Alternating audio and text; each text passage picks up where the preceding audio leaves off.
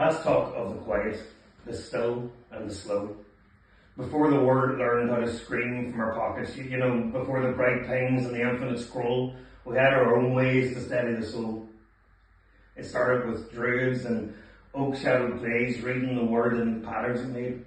No app for the sunrise, no tweet for the breeze, just the wisdom that sat in the roots of the trees. They stared a stream till their thoughts ran as clear, a practice they'd honed over hundreds of years. Then came the monks, with their parchments and vows, the islands like skeleton to furrow their brows. They chant the same psalms till the words lost their sense and became a pure rhythm, a soul's frank defence. They'd fast and they'd shiver, a threefold demise, just to kill off the ego they saw in their eyes. They prayed Patrick's breastplate, a shield for the heart, a visualization, a true Celtic art. Then faith got political, tacky and grim. We took all our praying and took it within.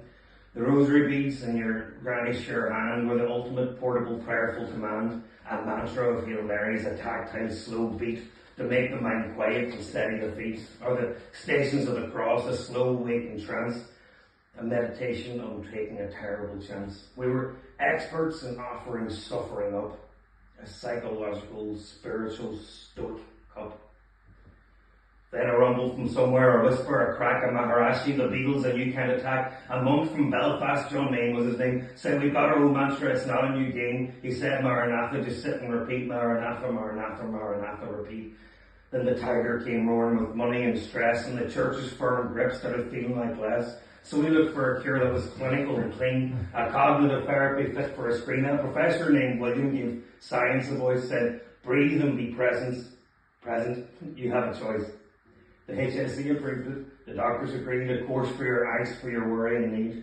And now it's an industry, sleek and serene, with gong baths and Sligo and apps on the screen. You can pay for a session to sit and just be in a room full of strangers, all staring to see who's the best at not thinking, who's winning the race, to find a look of pure peace on their face.